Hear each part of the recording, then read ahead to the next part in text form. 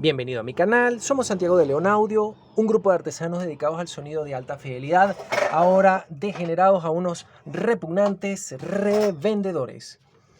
Este es el noveno capítulo de cómo configurar tu sistema de sonido para tener la mejor calidad de audio posible, y esta en particular es la tercera parte de cómo elegir altavoces. Antes de entrar en materia, te quiero contar una cosita. Hay un canal de YouTube de un audiófilo español que yo estoy siguiendo que el canal se llama Francisco del Pozo, un saludo, y tiene un video que me parece muy interesante y quería compartirlo contigo. Yo sé que yo no soy nadie para estar recomendando videos porque yo lo que tengo son 200 suscriptores, un gran agradecimiento a mis 200 suscriptores que hacen que uno sepa que no está hablando solo en la casa. Pero bueno, yo no soy nadie para recomendar canales de otros cuando los demás tienen mucho más visitas que las mías, pero de todas maneras quería compartirlo, me parece un canal muy interesante que tiene unos temas que son muy buenos. Bien, el video que te quiero recomendar hoy se llama La audiofilia, la insatisfacción nerviosa, que es más o menos un cuento o un tema que yo mencioné en uno de los primeros videos de esta serie, en la que decía, ese cuento de que el nuevo amplificador tiene un tornillo más o una tecnología, ese es otro cuento, no, que esto viene con una tecnología mejor que la tecnología del año pasado porque tiene un tornillo, porque tiene un no sé cuánta, mentira podrida. O sea, insisto, yo tengo amplificadores de los años 70 que suenan perfectamente bien y desde allá hasta aquí los diseños han cambiado muy poco. De hecho, la gente no sabe que cada vez que se compra un amplificador nuevo con el diseño más avanzado del mundo, un Yamaha AS3000 Turbo Pro con meter y arrechísimo, eso es un Sansui 717 de toda la vida porque la topología del sonido de la salida va a ser exactamente igual. Tal vez cambiaron una que otra piecita, pero es lo mismo. El segundo video que te quería comentar es también Francisco del Pozo, la mejor inversión en tu sistema de audio. Lo he comentado antes y lo voy a comentar ahora y voy a seguir insistiendo. La sala es la que decide qué sistema de audio es el que vas a montar en ella. Y la sala es la que va a condicionar el cómo tu sistema de audio va a sonar y es la que impone qué tipos de altavoces convienen más o no. El mismo ejemplo tonto del principio. Un estadio 2 Buxel con bajitos de 6,5 pulgadas no sirve. Y meter en la sala de tu casa unos Line, Array, JBL, eso tampoco tiene ningún sentido. O sea que no. Y él llega más o menos a las mismas conclusiones, pero tiene instrumentación y otros medios, entonces te va a mostrar más o menos lo que yo te he comentado. Y lo del acondicionamiento acústico, yo siempre he mencionado que hay que hacer paneles acústicos, hay que hacer los paneles acústicos y tienen que ser de lana de vidrio, de lana de poliéster, de lana de roca, sintonizarlos a la frecuencia que corresponde, te van a quedar unos paneles de unos 10, 12, 15 centímetros de espesor grandes. Entonces, este señor, este youtuber, él está tratando de acondicionar acústicamente su home studio, su pequeña sala para grabar música o los videos de YouTube en su casa o lo que sea, y su canal se llama Rolando Mora, y él pregunta, el nombre del video es ¿realmente funcionan las espumas acústicas? Yo te recomiendo que lo veas para que te desmientas de que comprar material hecho no sirve, hay otros materiales que son mejores y que realmente hacen el trabajo. El último video que te quiero recomendar es de un argentino que su canal se llama Guru Audio y se llama Ultra Upgrade, realizado por BTA. Vamos por parte. BTA es una casa que hace más o menos lo que hago yo. Ellos compran o reciben o les encargan equipos de audio para hacerles restauraciones, aunque estén buenos. ¿Por qué? Bueno, porque los equipos de audio son como los automóviles. Cada ciertos kilómetros hay que llevarlos a revisión, cambiarles el aceite, hacerles un cariño. Por ejemplo, lo más común, aunque no estén malos, los capacitores electrolíticos tienen una vida útil de 10.000 horas, los japoneses de primera calidad. Esas 10.000 horas se las comieron hace mucho tiempo los amplificadores Marantz que ellos muestran que son del año 70, que tienen 50 años encima. Hay que hacerle un cariño a esos amplificadores. Y ellos supuestamente lo hacen, pero nunca muestran las restauraciones, así que yo lo veo un poco chungo. Entonces este señor Guru Audio, que no es santo de mi devoción tampoco, pero que está diciendo una cosa que es cierta, muestra cómo ellos rehicieron el filtro crossover de un altavoz que tiene un bajo de 10, un medio y un tweeter y tal cosa. Y se ve que el crossover, yo no digo que funcione o que no funcione, pero por lo menos es muy sospechoso porque en el video se ve que el crossover no tiene capacitores. Yo no sé cómo demonios funciona un filtro sin capacitores y con puras bobinas, pero bueno, la gente que lo hizo sabrá qué fue lo que pasó. Y te quiero hacer un comentario acerca de los altavoces de alta fidelidad de antes. Sansui hacía, bueno, lo hice antes porque este video lo estoy grabando otra vez, así que vamos a hacerlo más bonito. Sansui tenía en su catálogo unos altavoces con un midbuffer de 6 pulgadas. Y tenía en su catálogo unos altavoces un poquito más grandes con un midwoofer de 8 pulgadas y un tweeter mejor. Y tenía otros altavoces más grandes con un midwoofer de 10 pulgadas, un medio y un tweeter y tal. Entonces, estos altavoces, yo por ejemplo tengo esto, yo tengo un SP50 y he reparado los otros. Estos altavoces, a pesar de que son supuestamente de categorías mayores porque tienen un componente más grande, no vale la pena, no te compres esto. Estos son los altavoces del catálogo del año 69-70. Y así, esto no lo hizo solamente Samsung, también lo hizo Sony, lo hizo Pioneer, lo hizo todo el mundo. Hicieron unos altavoces que no tienen vida. ¿Por qué? Porque a pesar de que los altavoces son más caros, más grandes y de categoría superior, y ahí son muy bonitos, porque estos altavoces están terminados con una parrilla de madera de cuadritos absolutamente espectacular, toda la cosa. Pero estos altavoces no valen nada. ¿Por qué? Porque al ir escalando en precio y en tamaño, todos los conos son de cartón, todas las cajas son de Visopan, no tienen refuerzo acústico interno, de hecho no tienen estructura, no tienen ni un palito atravesado, no tienen nada, el filtro crossover es una mierda, así que no mejora la calidad de sonido de un modelo al otro. Lo que mejora es tal vez un poquito la respuesta en frecuencia y tal vez un poquito la admisión de potencia y tal cosa, pero todos suenan igual. No compres altavoces vintage.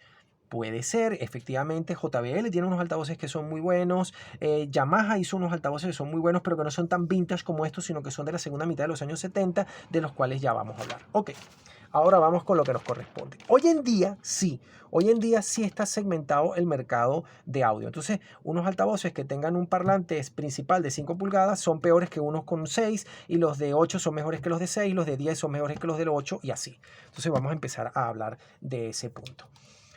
Comenzamos. El altavoz central del que vamos a hablar es el Bookshelf mediano. Un Bookshelf mediano no tiene que tener esta forma. Lo estoy dibujando así porque es lo más sencillo del mundo y porque JBL los hace así y tal cosa. Este Bookshelf mediano, que lleva un buffer de 10 pulgadas y un tweeter de 1 pulgada, aunque ya vamos a ver que esto no siempre es así, son unos altavoces que tienen una categoría superior. ¿Por qué? Porque ya cuando los altavoces llevan un componente de 10 pulgadas, sí es como el mercado automotriz, te lo mencioné antes. Si el carro tiene un motor de 800 centímetros cúbicos, como un Maruti 800, pues bueno, escasamente tiene 4 ruedas, una lata, un motor y la cosa camina. Si el motor es de 1000, pues es un poquito más grande, más cómodo. Si el motor es de 1300 centímetros cúbicos, pues los asientos son más grandes, más cómodos, mejor suspensión, caucho más grande, la carrocería es más fuerte, tiene un compacto mejor hecho, tiene una caja de 5 marchas, tiene inyección multipunto, etc. O sea, a medida que el motor es más grande, el carro es mejor. Bueno, y en Mercedes, por ejemplo, la escala es así. En el caso de los altavoces, hoy en día, antes no, pero hoy en día sí es así. Bien, estos altavoces que vamos a comentar básicamente son los Yamaha Natural Sound 690, pero lo que vale para ellos vale para todos los demás. No importa la marca, no importa el tamaño, no importa el color, no importa el modelo, ni el precio, ni nada, casi todos tienen las mismas características que te voy a comentar ahorita.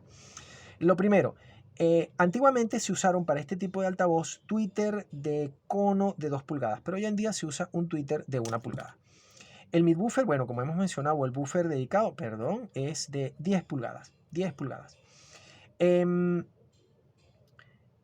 filtro crossover suele ser de segundo orden, pero hay muchas veces que es de tercer orden y la cosa va mejor. La admisión de potencia de estos altavoces es discutible. Por ejemplo, yo tengo unos altavoces como yo tuve los Yamaha Natural Sound 690. Pero también tuve los JBL L40. Son el mismo tipo de altavoz. Son modelos distintos, pero es el mismo tipo de altavoz. Entonces, los Yamaha y los L40 eran muy ineficientes. Eran de 88, 89 decibeles band metro. Pero los que se hacen hoy en día, JBL los tiene en catálogo y son unos altavoces muy buenos. Los tiene hoy en día modernos y los tiene que no son tan vintage, de la mitad de los años 90 para acá. Ya tienen una sensibilidad muy interesante, 93 decibeles band metro. Como yo comenté antes, los 93 decibeles band metro es el doble de 90 decibeles, o sea, suena bastante más fuerte. 90 decibeles es el doble, 87 decibeles band metro. Entonces, por ejemplo, la presión sonora que tú conseguirías con unos Buxel de 87 decibeles band metro, con un amplificador de 100 watts, lo consigues con estos altavoces con un amplificador de 25 vatios. Obviamente, si tú le conectas un amplificador de 100 vatios, el sonido es brutal. Ya con este tipo de altavoz no te preocupas ni por la potencia del amplificador, ni por la presión sonora que necesitas, porque la vas a conseguir. Pero es discutible porque, por ejemplo, estos tenían 89 decibeles, si no recuerdo mal, y estos eran de 88 decibeles band metro. Pero lo normal hoy en día es que tengan 91, 92, 93, 94 decibeles. Por lo menos mis piezas, que se llaman KS707, tienen 94 decibeles band metro. Entonces yo ya no me preocupo por la potencia del amplificador. Bien, yo escojo el amplificador por la calidad de sonido que me puede dar, pero ya la potencia no me importa porque 25 vatios tengo suficiente. Bien, La admisión de potencia. La admisión de potencia también es muy discutible. Los 690 creo que son de 50 vatios y el L40 era de 35 vatios RMS y 70 vatios punta. Pero los altavoces de hoy en día casi siempre, todos los que te voy a mencionar, admiten mucha potencia. Así que vamos a poner aquí 150 watts. ¿De qué depende de la potencia que admite un altavoz? Básicamente, porque casi toda la potencia va al midbuffer, depende de la potencia nominal del midbuffer. Y la potencia del midbuffer depende del diámetro de la bobina. Entonces, los midbuffer o los buffer dedicados de 10 pulgadas suelen tener una bobina de voz de 1,3/4 de pulgada, 2 pulgadas y a veces 2 1/4 de pulgada. Entonces pueden disipar más calor y pueden admitir más potencia. Y pueden llegar a los 150 vatios. Además que se diseñan mecánicamente para que la elongación hacia adelante y hacia atrás, el movimiento del cono del buffer sea mayor. Entonces pueden soportar más potencia. Bien, en el caso del Bookshelf propiamente dicho, la respuesta en frecuencia es bastante limitada, ¿ok? Porque yo bueno, estos casi siempre son cajas de 40, 50 litros. Lo he comentado antes y lo comento aquí. El volumen de aire contenido por el gabinete es más importante en la frecuencia, en determinar la frecuencia más grave a la que llega el altavoz que el tamaño del componente como tal. Por eso en los años 70, por ejemplo, lo hizo Technics y es una de las razones por las cuales yo odio a Technics. Technics sacó, y también lo hizo Sansu y lo hizo un montón de fabricantes, sacaron un altavoz que tenía un bajo de 15 pulgadas, un bajo enorme. Y lo acompañaban con un medio y con un montón de Twitter y un montón de cosas. Pero la caja era muy pequeñita. Este altavoz solamente bajaba a 60 Hz. O sea, la cantidad de bajos que tienes no depende del tamaño del buffer, depende más del tamaño de la caja. Te lo dice un fabricante. Ok, entonces la respuesta en frecuencia de todos estos altavoces, bueno, este no, porque esto no es un Bookshelf, esto es otra cosa. Pero la respuesta en frecuencia de todos estos altavoces y de otros diseños que sacó después JBL, incluso de las Yamaha Natural Sound 1000, no baja de 50 Hz. Vamos a matizar aquí. Los altavoces vintage, los altavoces viejos, solían traer un tweeter de cono de papel de 2 pulgadas, que es básicamente lo mismo que poner un buffer chiquitico, no era otra cosa. Los altavoces que salieron después de cono, que ya usaban cúpulas, eran de 1 1/4 y 1 3/4 de pulgada, pero eso no tiene el mejor sonido.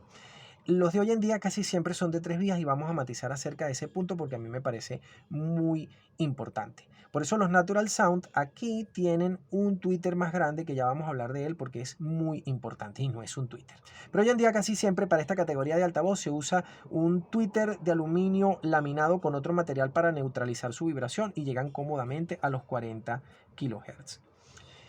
Los seres humanos oímos solamente hasta 15, 16 kHz. Entonces, estos 40 kHz podrían ser para ponerle música a los delfines, pero no, su justificación técnica es otra que te voy a comentar. Por eso, JBL se esfuerza en esto y sobre todo Bowers & Wilkins se esfuerza en la frecuencia más alta. ¿Porque la vas a oír? No. Sino porque si el tweeter puede llegar a los 40 kHz o a más de 30 kHz, quiere decir que no tiene una resonancia fea dentro de la banda. Es decir, un tweeter que llega, por ejemplo, a 16, 17, 18 kHz suele tener una resonancia muy fea en 9, 10, 11, 12 kHz y suena horrible. Pero ya cuando llegas a 40 kHz, esa resonancia no está y eso limpia el sonido. Entonces lo que realmente tienes es una respuesta en frecuencia muy plana dentro de la banda audible porque te has pasado de la banda útil. Esto es lo mismo que los amplificadores. Un amplificador integrado que va de 20 Hz a 20 kHz puede tener problemas dentro de la banda, pero si el ingeniero ha diseñado el amplificador para que vaya de 10 Hz a 40 kHz, es que dentro de la banda no hay problema. Eso es para lo que sirve. Esto no es para ponerle música a los delfines. Como la ridiculez aquella de unos altavoces que llevaban un super tweeter como el JBL ES80 y el ES90. Es una ridiculez porque no tiene ningún sentido y no resuelve el problema de la resonancia. Bien. Esto es lo que tiene que ver con este tipo de altavoz. Porque este altavoz es mejor que, por ejemplo, estas porquerías y los altavoces que llevan un buffer de 8 pulgadas o un midbuffer de 8 pulgadas o un buffer o un midbuffer de 6,5 pulgadas. Bien, la primera, porque el gabinete es más grande y tiene una cara frontal mayor. Cuando la cara frontal es mayor, se reduce un problema que se llama baffle step y se produce y se arregla otra cosa, que es que el altavoz queda obligado a proyectar su sonido hacia adelante.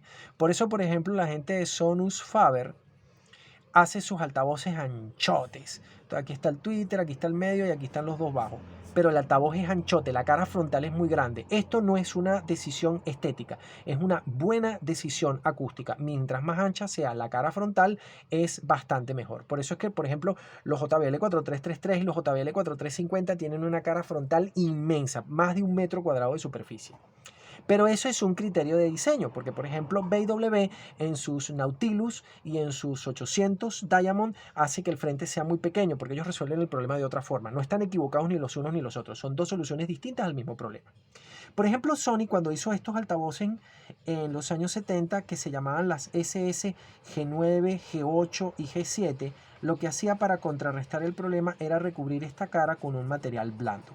Yo llegué a fabricar unos altavoces así de cara grande y los recubrí con fieltro recubierto en terciopelo.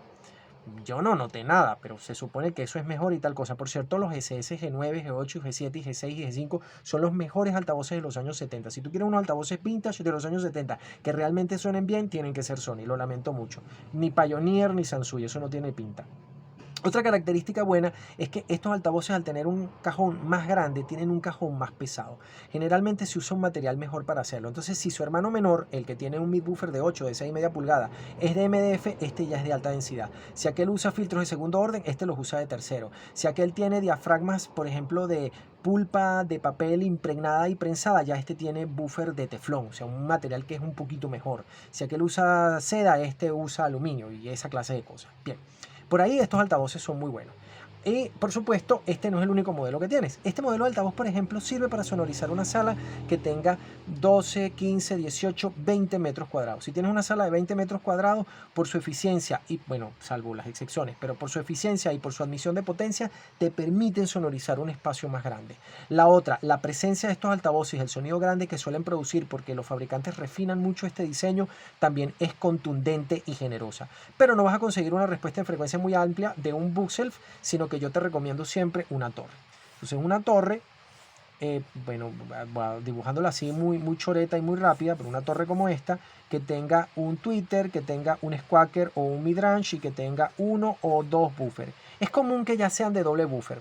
Este no es el aspecto estético, pero te estoy hablando en particular de las BW 800 y 8, no, los 800 no, creo que la BW 801, que ya tiene dos buffers con su puerto de bajo. Claro, el diseño estético es distinto. Acuérdate, yo no estoy hablando de modelo, estoy hablando de tipo de altavoz. Este tipo de altavoz lo fabrica un montón de gente, que ya tienen dos buffers de 10 pulgadas, un midrange y un tweeter. En este caso, la respuesta en frecuencia de este modelo y de todos los modelos que son como él, sí baja hasta los 20 Hz y pisa los 40 kHz. Ya a partir de, el Buchsel no, pero ya a partir de esta gama de altavoces grandes, la respuesta en frecuencia deja de ser un problema. Porque lo que los fabricantes están tratando de hacer y a lo que se están dedicando a hacer es a resolver la distorsión.